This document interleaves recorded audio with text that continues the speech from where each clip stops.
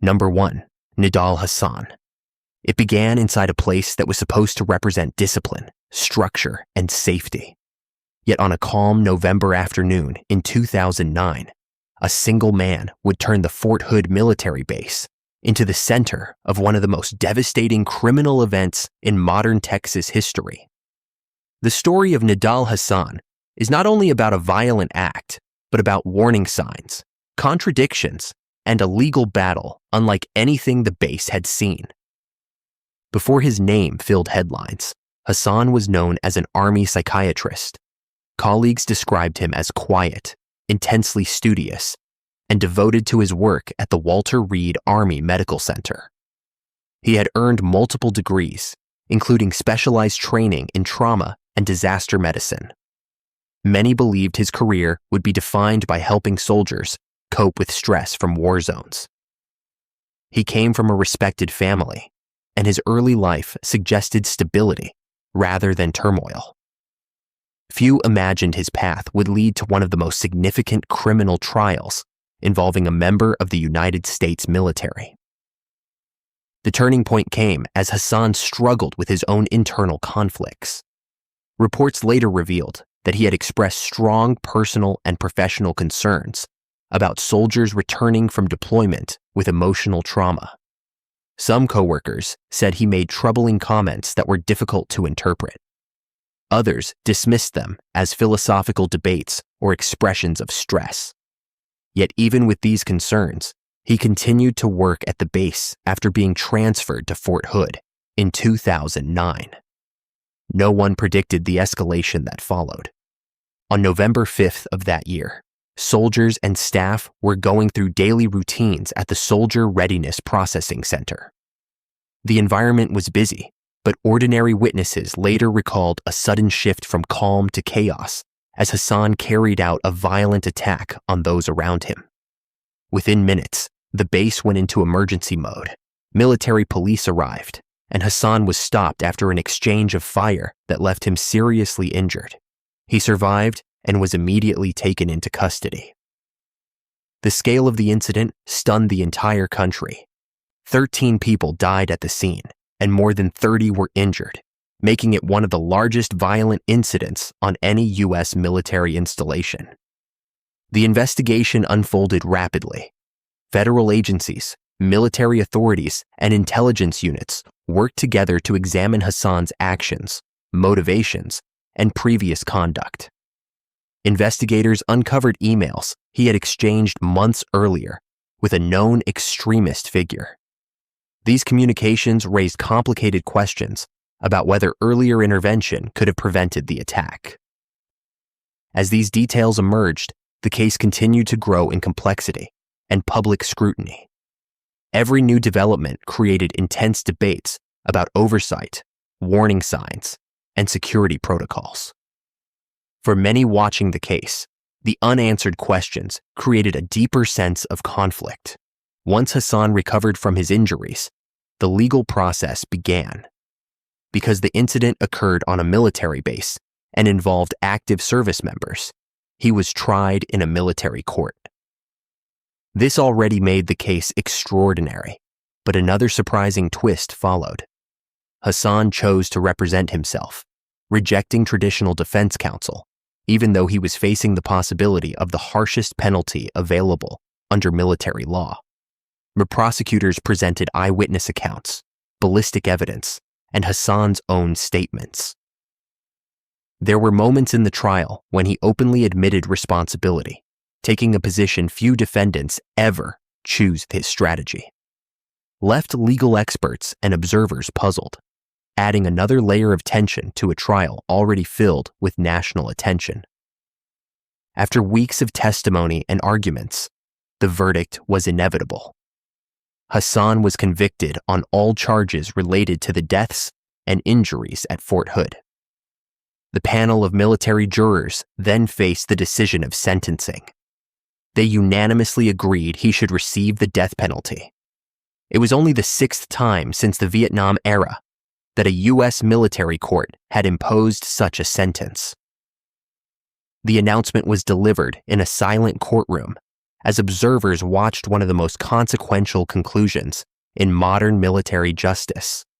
Hasan remains on military death row at Fort Leavenworth in Kansas, where he continues to appeal aspects of his conviction and sentence. His case is still referenced in discussions about military security, mental health oversight, and internal threat detection. The incident reshaped how bases prepare for emergencies and how they evaluate concerning behavior within their ranks. The story of Nidal Hasan brings the narrative full circle. A trained psychiatrist tasked with treating wounded soldiers ultimately became responsible for one of the darkest moments in Fort Hood's history. His case stands as a reminder that warnings can go unnoticed, pressures can build beneath the surface, and the consequences of a single violent act can ripple across an entire nation. Number 2. Ray Routh.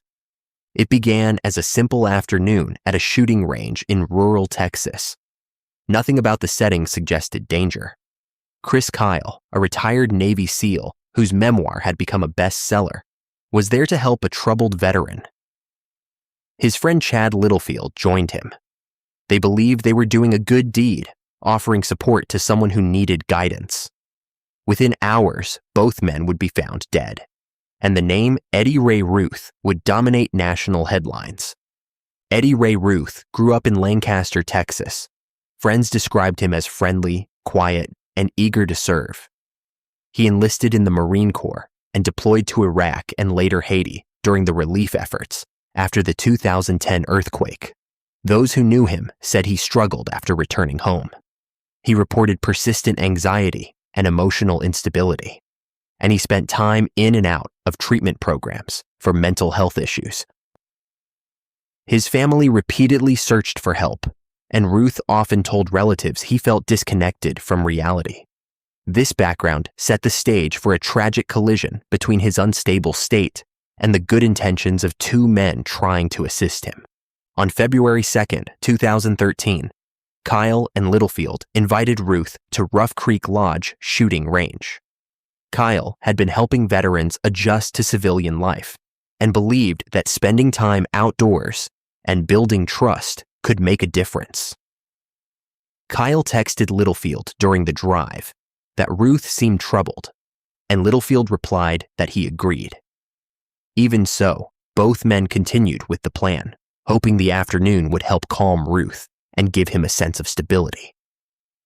Once they arrived at the range, something shifted. Witnesses later testified that Routh appeared agitated and distant. Investigators pieced together the sequence of events from physical evidence and statements Routh gave after his arrest. At some point during the visit, Routh turned on Kyle and Littlefield and shot them. He then fled in Kyle's truck and eventually went to his sister's home, where he admitted he had killed 2 people. She immediately alerted law enforcement, leading to a high-speed pursuit that ended with Routh's arrest. The investigation moved quickly. Authorities collected ballistic evidence, traced Routh's movements, and examined his history of mental health treatment.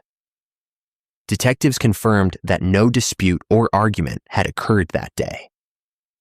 Routh later told officers he believed the 2 men intended to harm him, a belief investigators explained as part of his unstable thinking rather than reality. The case drew massive attention because Kyle was a widely known public figure whose military service had made him a national icon. The legal process intensified the public focus. Routh was charged with capital murder in Erith County.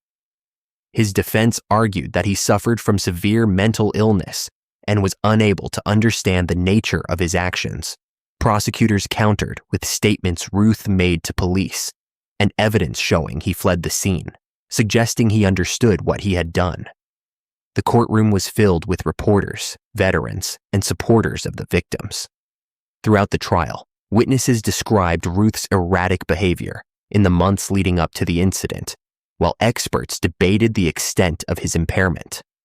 After 2 weeks of testimony, the jury reached a unanimous verdict. Routh was convicted of killing Chris Kyle and Chad Littlefield. Because the state did not seek the death penalty, he received a life sentence without the possibility of parole. The sentence reflected the severity of the crime and the impact it had on the families of both victims, the military community, and the public. Today, Eddie Ray Routh remains incarcerated in a Texas state prison under a life without parole sentence. The case continues to be discussed in conversations about veteran mental health, access to treatment, and the risks faced by families trying to support loved ones in crisis. It also underscores the tragic irony that two men who dedicated their lives to protecting others lost their own lives while trying to help someone they believed they could save. The story of Eddie Ray Routh comes full circle as a reminder that unresolved internal battles can reach a breaking point, and acts of compassion can sometimes place even the most capable individuals in danger. Number 3, Kaitlin Armstrong. It started with a disappearance that made no sense. On a quiet evening in Austin in May 2022, professional cyclist Mo Wilson was found dead in a friend's apartment only hours after landing in Texas for a training event. She had no known enemies, no dangerous habits, and no history of conflict. Yet investigators quickly realized her death was not random, and the trail began pointing to a single name that would soon appear on every major news outlet in the country. Before her name filled headlines, Kaitlin Armstrong lived what many described as an ordinary life. She worked in real estate, practiced yoga, and maintained a social circle that viewed her as calm, disciplined, and focused on wellness. She had been in a long relationship with Colin Strickland, a well-known cyclist. Their relationship had periods of tension, breaks, and reconciliations. Friends later told reporters that Armstrong sometimes struggled with jealousy, although nothing suggested she was capable of extreme violence. At the time, she lived in Austin and spent her days between work, fitness activities, and her relationship with Strickland. On May 11, 2022, Mo Wilson arrived in Austin to prepare for a major race. She planned to meet Strickland, whom she had previously dated during a break in his relationship with Armstrong. The two met for a swim and dinner earlier in the evening, before Wilson returned to the apartment where she was staying. Hours later, the friend she was staying with discovered her unresponsive and called authorities. Responding officers confirmed she had died at the scene. There was no forced entry, nothing stolen, and no sign of a struggle.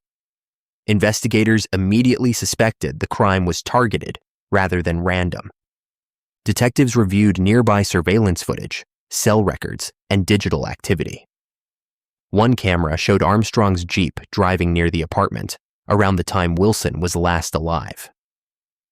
Investigators also learned that Armstrong had been questioned earlier on an unrelated warrant and had left the station before detectives realized the Jeep matched the one in the footage.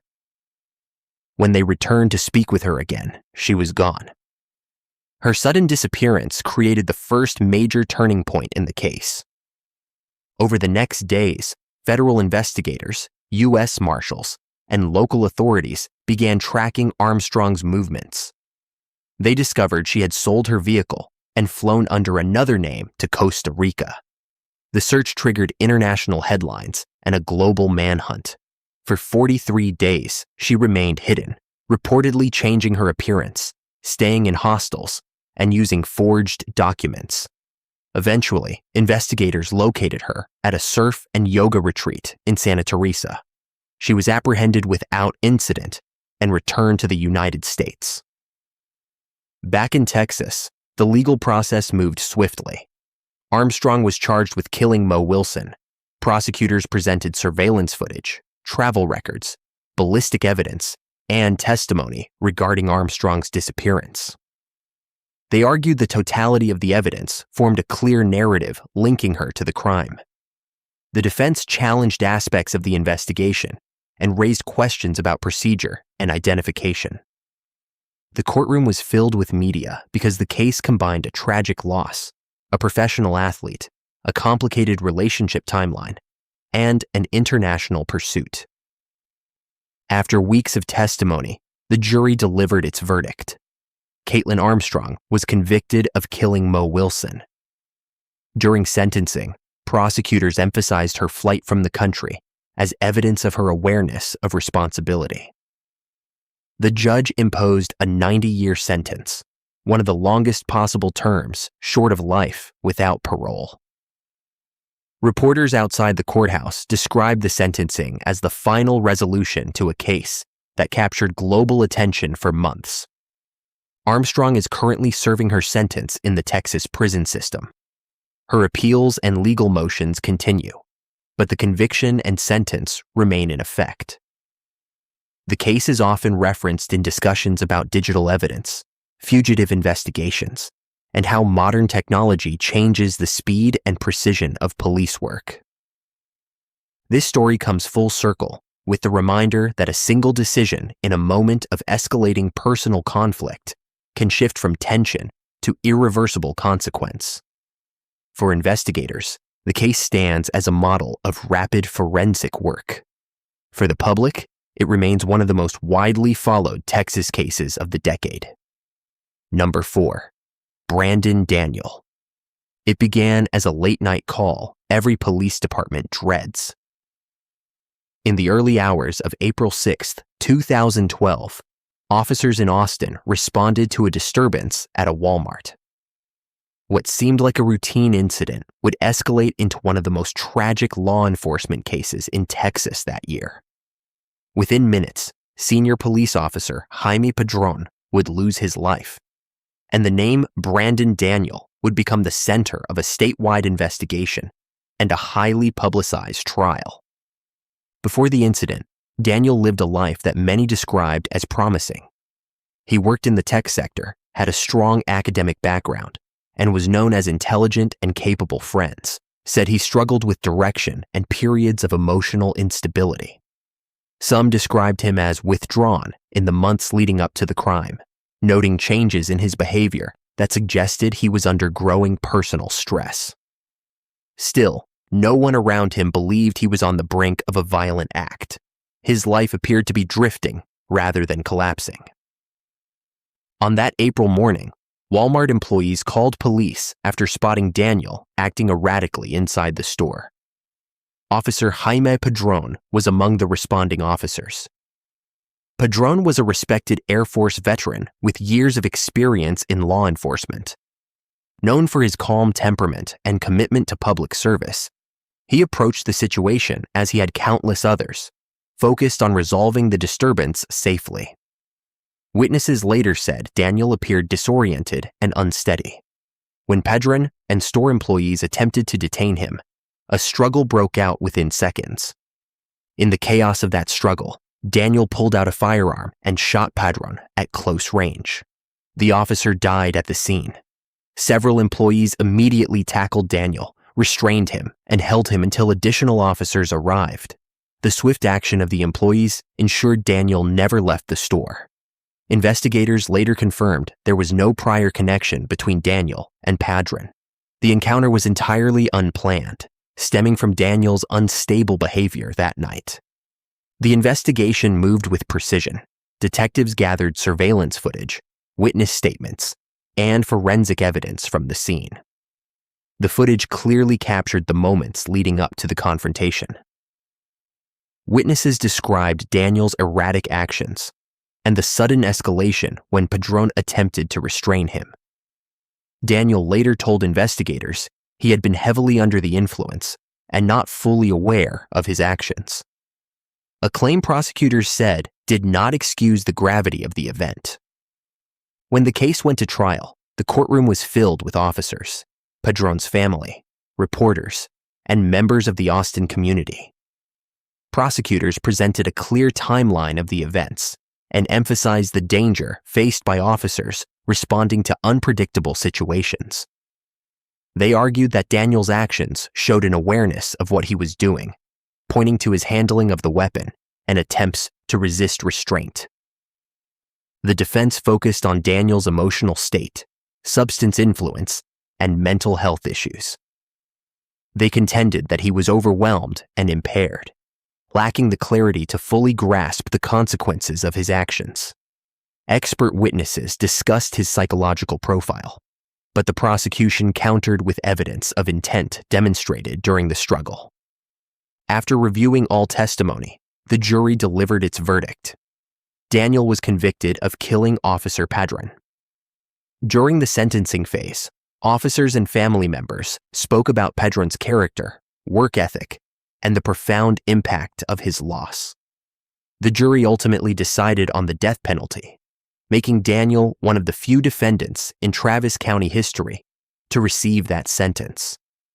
The ruling reflected both the severity of the crime and the risk Daniel posed in the eyes of the jury. Brandon Daniel remains on death row in Texas, continuing to file appeals through the state and federal system.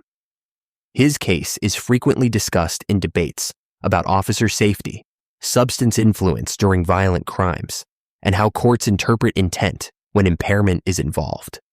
The story comes full circle as a stark illustration of how a single chaotic moment can reshape countless lives. A veteran officer responding to a call he had handled hundreds of times, a young man spiraling into instability, and a community left grappling with the consequences. Number 5. Clara Harris. It began with a scene so ordinary that no one watching could have predicted the storm underneath it. On a warm July night in 2002, Clara Harris pulled into the parking lot of a hotel in Nassau Bay, a quiet community near Houston. She believed she was about to confront her husband about an affair. What happened next would become one of the most widely covered domestic homicide cases in modern Texas history. Before that night, Clara Harris was known as a successful dentist and businesswoman. She and her husband, David Harris, owned a chain of dental practices that were thriving. Together, they lived in a spacious home, raised their twin boys, and appeared to have the life many people admired. Clara was described by colleagues as driven, perfectionistic, and highly invested in maintaining a stable family life. David, a former orthodontist, had similar ambitions. Their relationship looked polished from the outside, but beneath the surface, tensions had been growing. Earlier that year, Clara discovered that David was involved in an extramarital relationship with a former employee. The revelation deeply affected her. She tried to repair the marriage through counseling and renewed efforts to reconnect, but the rift remained. Friends later said Clara seemed consumed by fear of losing the marriage she believed defined her identity. This emotional pressure built slowly over the months, leading to the night where everything changed. On July 24, 2002, Clara received information suggesting that David was at the Nassau Bay Hilton with the woman he had been seeing. She drove to the hotel accompanied by a private investigator she had hired to confirm her suspicions. Inside the lobby, she confronted David and the woman. Witnesses described a tense and emotional scene, but hotel security intervened and separated everyone. David and the woman left the building and walked toward the parking lot Clara followed, overwhelmed and spiraling into a state that investigators later described as an emotional breaking point.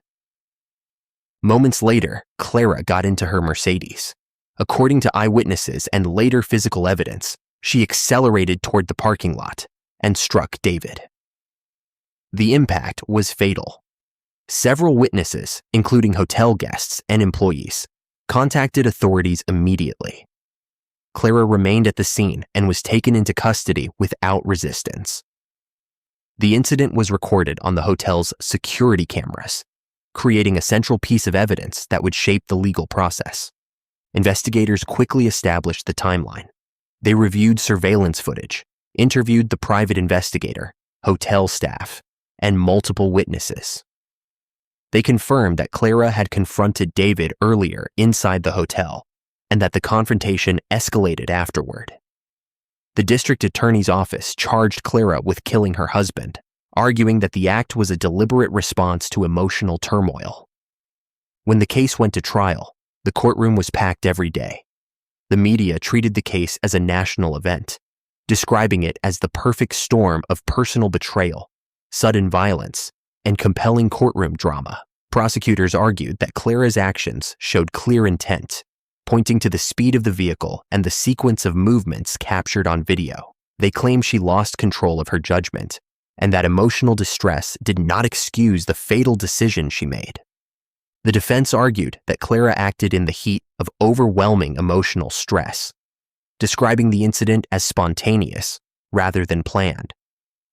They presented a picture of a woman whose world had collapsed in a matter of minutes and who reacted without full awareness of her actions. Character witnesses spoke about her professional achievements, devotion to her children, and her previously stable life. After deliberation, the jury returned a verdict convicting Clara Harris. During sentencing, they weighed her lack of prior criminal history against the severity of the act. She was sentenced to 20 years in prison. Clara served a significant portion of her sentence before being released on parole in 2018 after meeting eligibility requirements. Clara Harris now lives a quiet life, far removed from the public spotlight. The case remains a reference point in discussions about emotional volatility, sudden escalation, and the consequences of personal betrayal. It also stands as one of the most recognizable Texas cases of the early 2000s, remembered for how quickly a controlled life can unravel under the pressure of an overwhelming moment. Number 6. Thomas Bartlett Whitaker. It started as a celebration meant to mark a milestone. On the evening of December 10, 2003, the Whitaker family returned home from a dinner honoring Thomas Bartlett Whitaker's upcoming college graduation. They walked through the front door, expecting a quiet end to the night.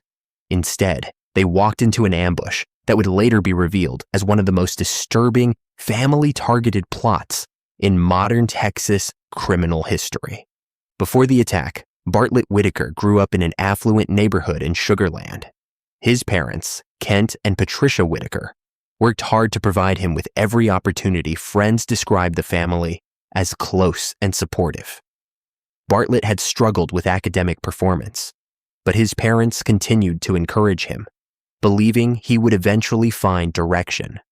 Behind their trust, however, he was hiding a double life. He had dropped out of college years earlier, but continued pretending he was still enrolled. He concealed this lie for years, building an entire illusion to maintain his family's approval. In the months leading up to the crime, Bartlett devised a plan that investigators later said was driven by resentment and the desire to secure family assets. He recruited 2 accomplices and organized the steps that would unfold on the night of the ambush. The family went to a restaurant to celebrate what they believed was his pending graduation. The atmosphere at dinner was warm and hopeful, with no hint of the danger awaiting them at home. When the family walked through the door that night, one of Bartlett's accomplices was already inside, waiting. Shots were fired almost immediately. Patricia Whitaker died at the scene. Bartlett's younger brother, Kevin, also died. Kent Whitaker was critically wounded, but survived. Bartlett himself suffered a minor arm wound, which investigators later concluded was staged to make him appear to be another victim rather than an orchestrator. The scene shocked the Sugar Land community, which had known the Whitakers as a kind and respected family. The investigation began swiftly. At first, authorities believed the case was a home invasion. However, inconsistencies in Bartlett's statements, along with analysis of the crime scene, began to raise suspicions. Detectives noticed that nothing had been stolen, and the entries showed signs of staging. As they dug deeper, they uncovered financial motives, false academic records, and connections between Bartlett and the accomplices involved. Within months, evidence pointed directly to Bartlett as the mastermind. Once investigators secured statements from his accomplices, the entire scheme became clear. Bartlett had planned the ambush for months, timing it around the fabricated graduation celebration. He was arrested more than a year later after fleeing to Mexico, where he lived under a false identity until authorities located and extradited him. His capture marked a significant moment in the case, closing the final gap in the investigative trail. The trial drew intense public attention. Prosecutors called the crime a calculated betrayal driven by greed and deception. They presented evidence of planning, recruiting, and staging. Kent Whitaker, who had survived the attack, did something rare in cases of this magnitude. He publicly forgave his son and pleaded for him to be spared the death penalty. His testimony created one of the most emotional moments of the trial. Despite the father's request, the jury weighed the deliberate nature of the plot and delivered a conviction. During sentencing, the jury chose the death penalty. Bartlett was sent to death row, where he continued to file appeals. Years later, on the day his execution was scheduled, the Texas governor granted clemency, an extremely rare outcome. His sentence was commuted to life imprisonment without the possibility of parole. The clemency was influenced by the father's continued advocacy for mercy and by concerns about the accomplices receiving lighter sentences despite their involvement.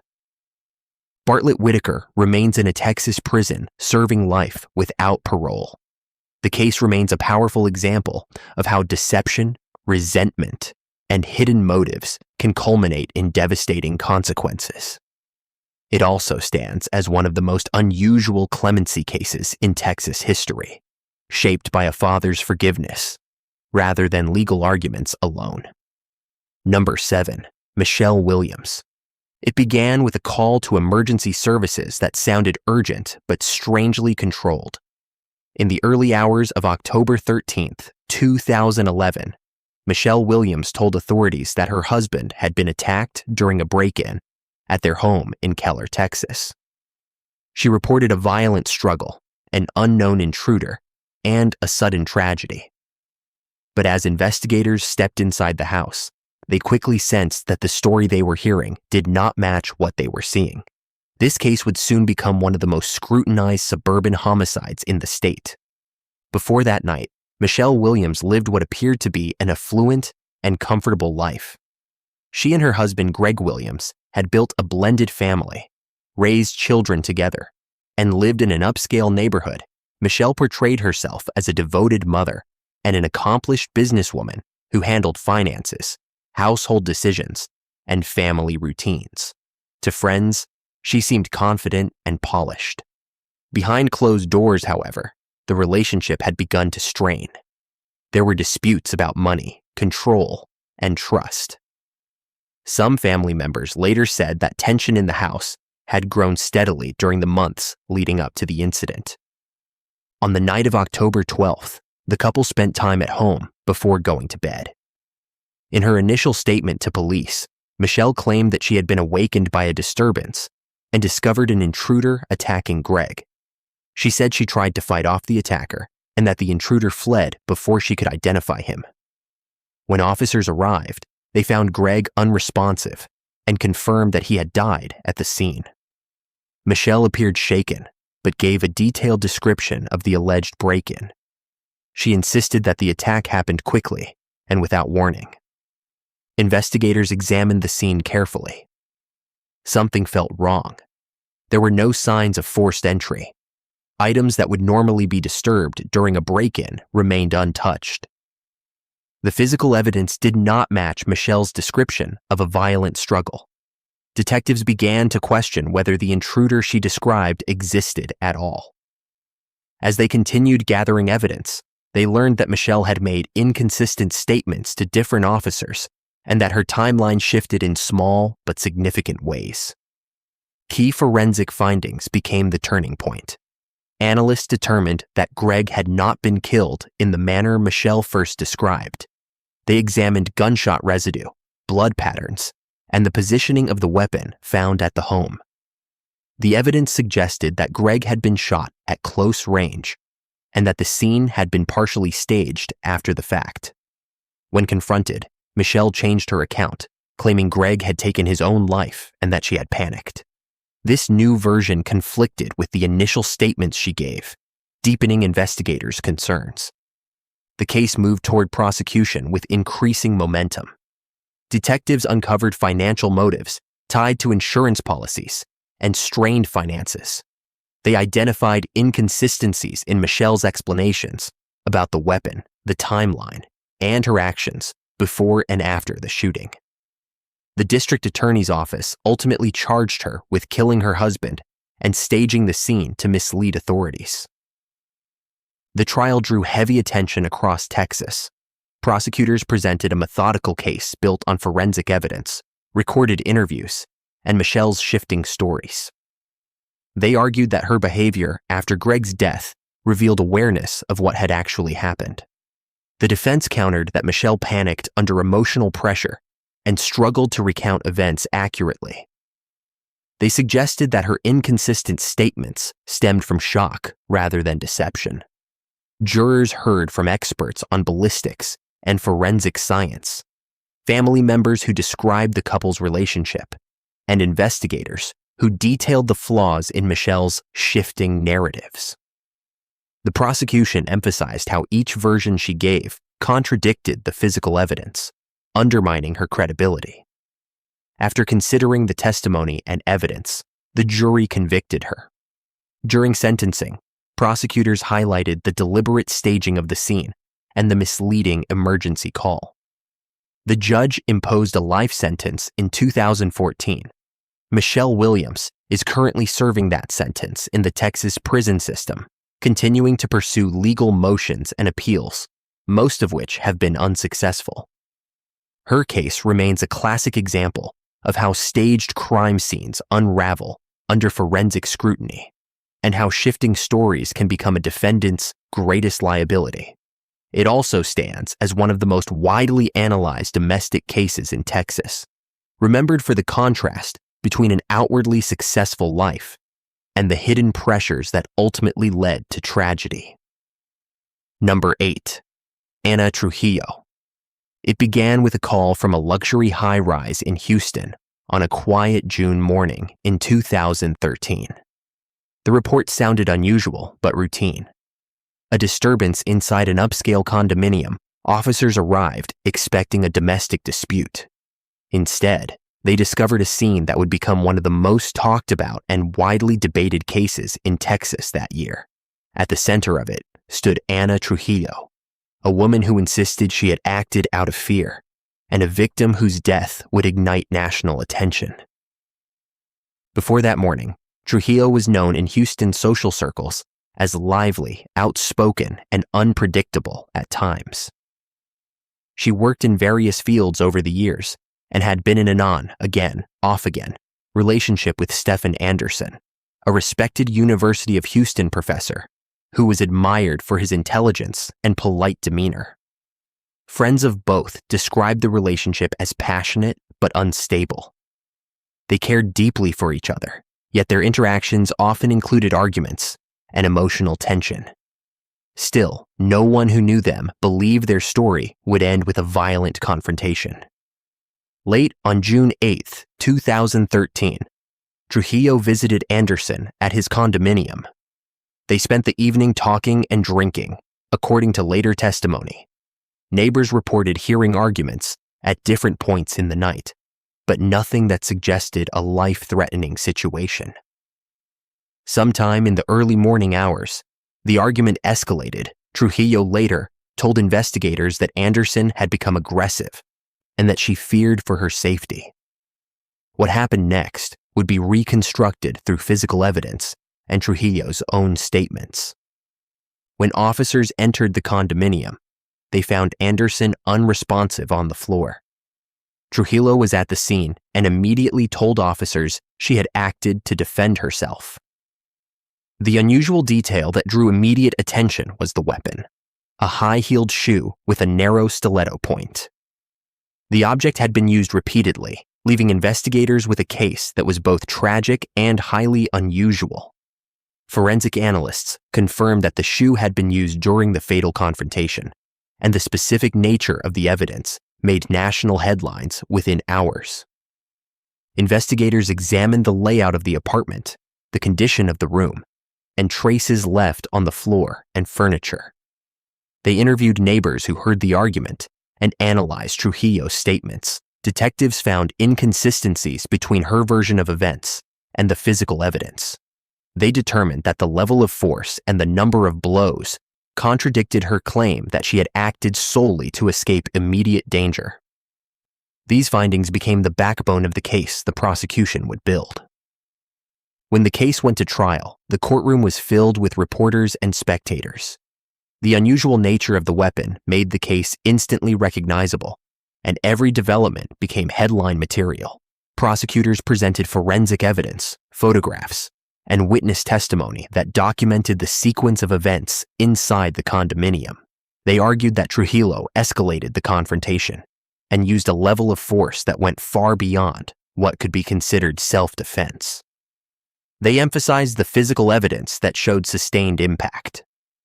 The defense countered with a narrative focused on fear. They argued that Trujillo believed she was in danger and reacted instinctively. They described Anderson as physically stronger and said Trujillo used the only object within reach to protect herself. Expert witnesses testified about adrenaline, panic, and the difficulty of making rational decisions during moments of perceived threat. The case became a debate about interpretation, fear versus intention, impulse versus control.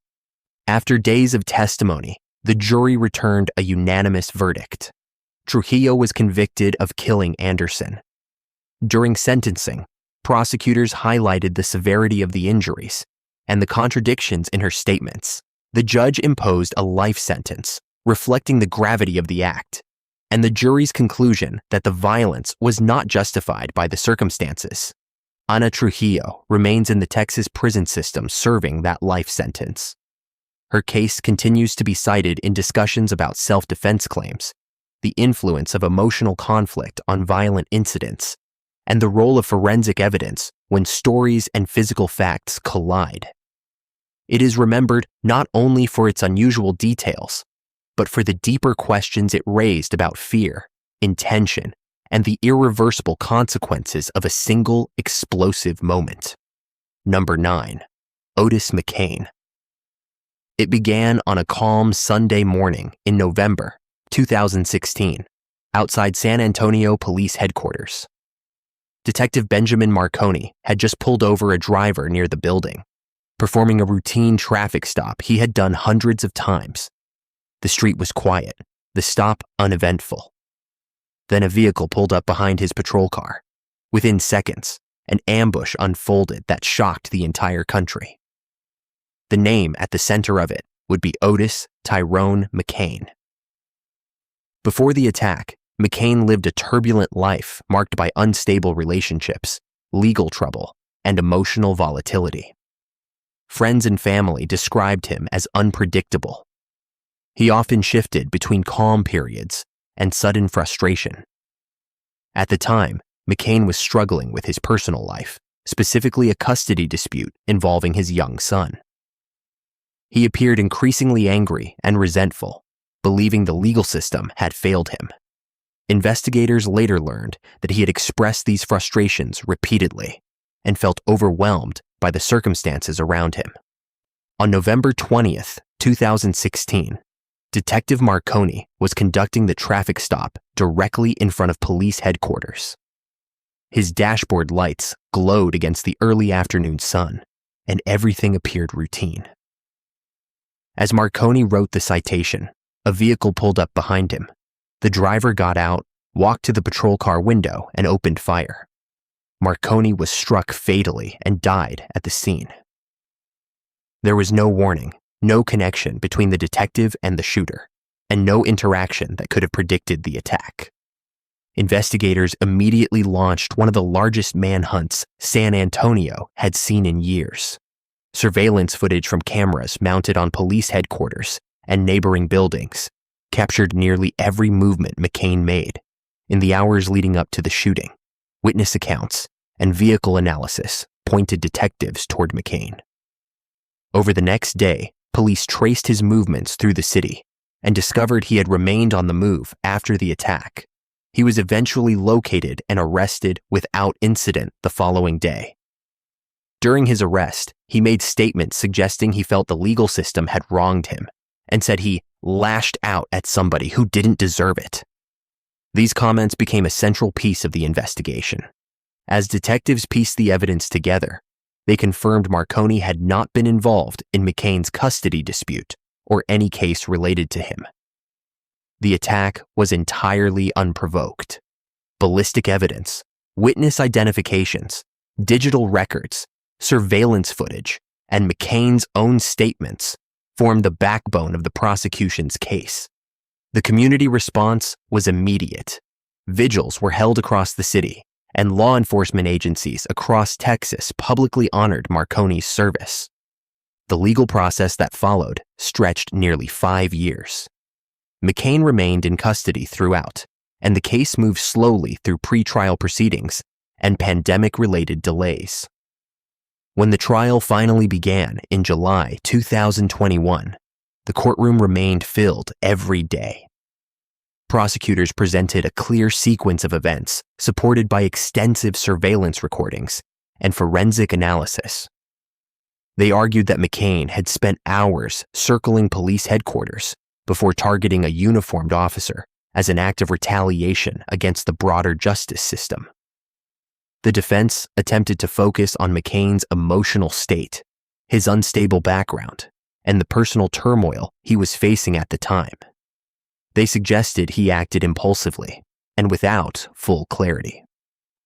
But the prosecution emphasized the deliberate nature of the attack and the evidence showing McKane intentionally approached a marked police car to carry out the act. After 2 weeks of testimony from nearly 60 witnesses, the jury received the case. Their deliberations were remarkably brief. In just 25 minutes, they returned a unanimous verdict: guilty of capital murder. McKane showed little reaction as the verdict was read. But when bailiffs approached to handcuff him, he suddenly erupted, elbowing a bailiff in the face and triggering a physical confrontation that required numerous officers to restrain him. The outburst underscored the prosecution's argument that he remained volatile and dangerous. The trial then moved to the sentencing phase. The jury had only 2 options under Texas law: death by lethal injection or life in prison without the possibility of parole. During this phase, prosecutors presented evidence of McKane's continued behavior issues, including the violent outburst immediately following his conviction. The defense argued he had caused no problems during years in custody before that moment and asked the jury to spare his life.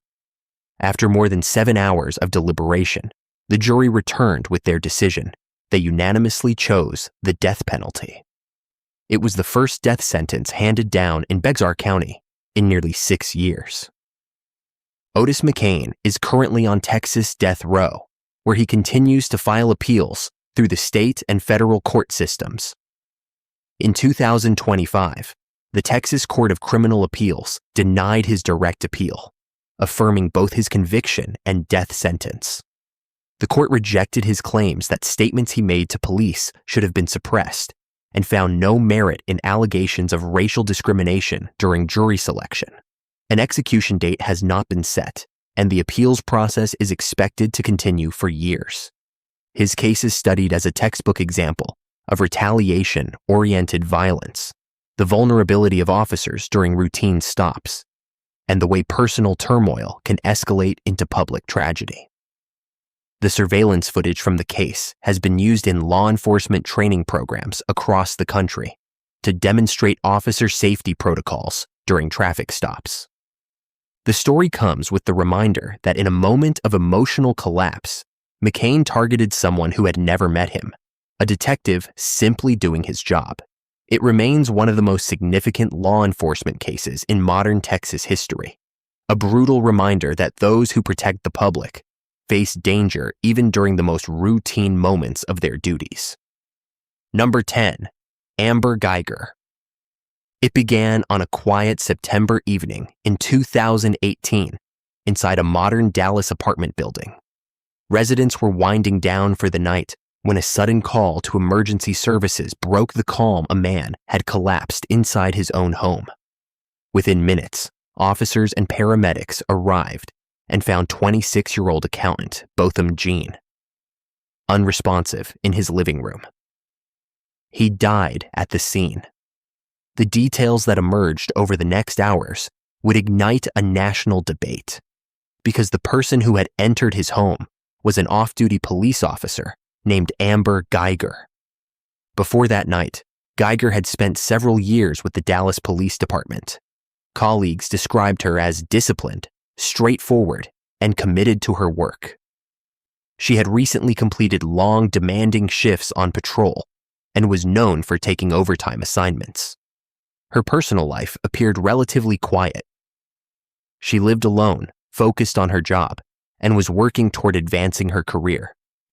Nothing in her history suggested she would become the center of one of the most widely discussed criminal cases in recent Texas memory. Botham Jean, meanwhile, lived a life defined by ambition and warmth. He worked as an associate at a major accounting firm, sang in church, and was admired by coworkers for his dedication and kindness. He had moved into the apartment building to build his career and enjoy a stable life. The two lived one floor apart, with no prior conflict, connection, or interaction. On September 6, 2018, Guyger returned home after a long shift. As she entered the building's garage and walked to her door, investigators later said she mistakenly approached the wrong floor. The layout of the building had uniform hallways and similar door designs, which became a significant detail during the investigation. Guyger walked to the apartment directly above her own, believing it was hers. The door was slightly ajar, likely due to a malfunctioning latch. Guyger entered the apartment and immediately encountered Jean. In that brief moment, she believed she was facing an intruder inside what she thought was her own home. She fired her weapon. When emergency services arrived, they found Jean critically injured. He died shortly afterward. Guyger remained at the scene and told the responding officers that she had entered the wrong apartment by mistake. The incident quickly drew enormous attention, both for its tragic outcome and the complicated questions it raised about judgment, perception, and responsibility. Detectives from multiple agencies began the investigation. They reviewed surveillance footage, building access logs, radio calls, and Guyger's statements. They also examined the layout of the building, exploring how someone could confuse floors, doors, and hallways. They interviewed neighbors who described hearing the commotion and seeing Guyger immediately afterward. The key question became whether the shooting was a tragic mistake or an act that met the legal threshold for criminal responsibility. As the investigation continued, the district attorney's office reviewed the evidence and filed charges. The case moved to trial the following year. The courtroom was filled every day with journalists, legal analysts, and community members.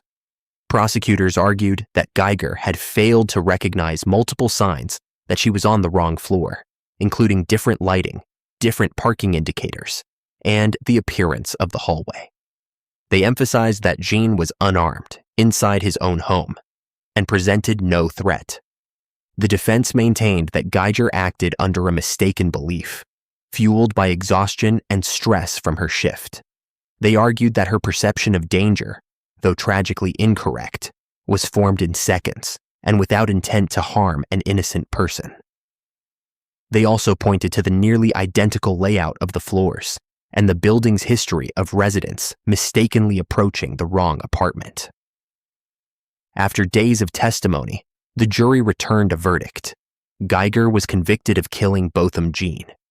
During sentencing, the prosecution recounted the impact on Jean's family and highlighted the accountability required when an innocent life is lost. The judge imposed a 10-year sentence. It was a punishment that sparked debate, but also marked a significant moment of closure for the legal process. Guyger is currently serving her sentence in a Texas prison and continues to pursue appeals through the court system. The case became a landmark moment in nationwide discussions about police accountability, perception under stress, and the legal boundaries surrounding mistaken belief. The story comes full circle as a reminder of how a single moment of confusion can lead to irreversible loss. it remains one of the most widely studied modern cases in Texas, not because of complex motives or hidden schemes, but because it revealed how a tragic error can transform the lives of two people who never knew each other until the moment everything changed.